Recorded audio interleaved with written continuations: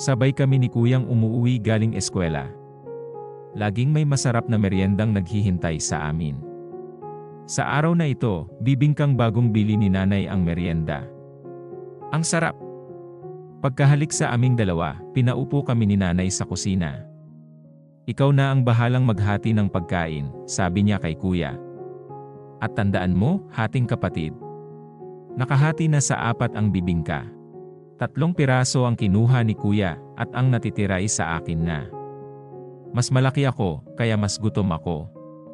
Kailangang mas marami sa akin. Mas malaki nga siya sa akin, kaya hindi na ako umalma. Minsan, nagprito si nanay ng saging.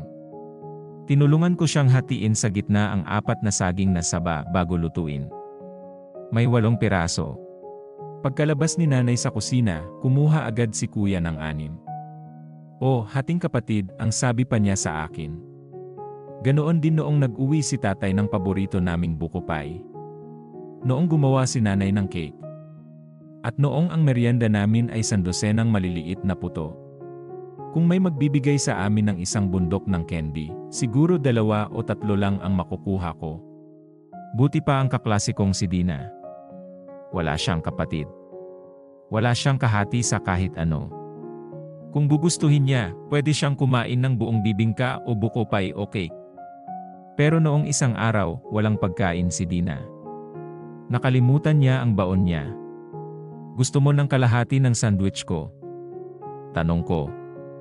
Maingat kong hinati ang sandwich ko at ibinigay ko sa kanya ang kalahati.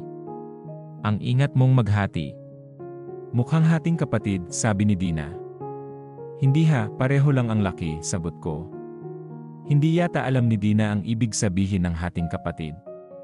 Wala nga pala siyang kapatid. Inimbitahan ako ni Dina na minsan ay magpunta sa bahay nila. "Wala akong kalaro sa amin," sabi niya. Masaya kaming naglaro ng piko sa kanila. Pagdating ng tatay niya, may dala siyang mamon para kay Dina. "Sorry, hindi ko alam na may bisita ka, anak. Hati na lang kayo sa pasalubong ko," sabi ng tatay niya. "Ikaw na ang maghati."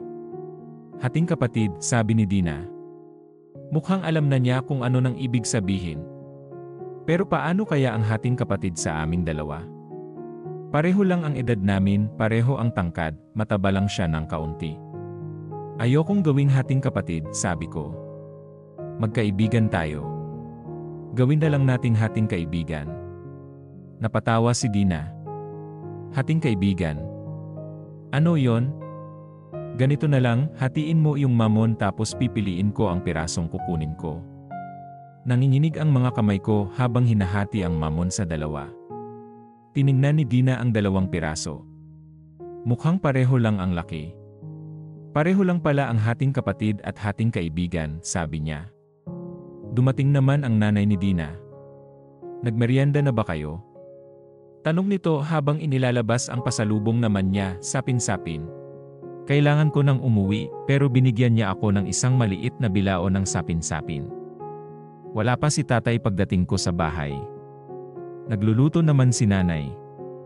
Mukhang gutom na si kuya dahil nakabantay na siya sa mesa. Inilagay ko sa gitna ang bigay sa aking sapin-sapin. "Hati tayo," sabi ko. Kumuha ako ng kutsilyo at hinati ko sa 2. Tapos hinati ko ulit sa gitna. "Ito, kuya." Binigyan ko siya ng 1 piraso. Sabi ng kaibigan kong si Dina, ganito ang hating kapatid. Bumilog ang mata ni kuya at pagkatapos ay parang namula ang kanyang mukha. "Tama ang sabi ng kaibigan mo, ganyan nga ang hating kapatid," imik niya. Lumiit ang boses niya. Pakiramdam ko, ako ang mas malaki at nakatatanda. "Pero ngayon, siguro dapat hating pamilya tayo," sabi ko. Itinabi ko ang 1 piraso. "Para kay nanay ito. At ang 1 piraso naman ay para kay tatay," dagdag ni kuya. Tuwang-tuwa ako dahil natikman naming lahat ang uwi kong sapin-sapin. Napasaya ko ang buo kong pamilya. Ang munting aral sa kwento, huwag kang maging mapaglamang sa kapwa. Maraming salamat po sa panunood. At samahan niyo po ako sa mga susunod pang kwento.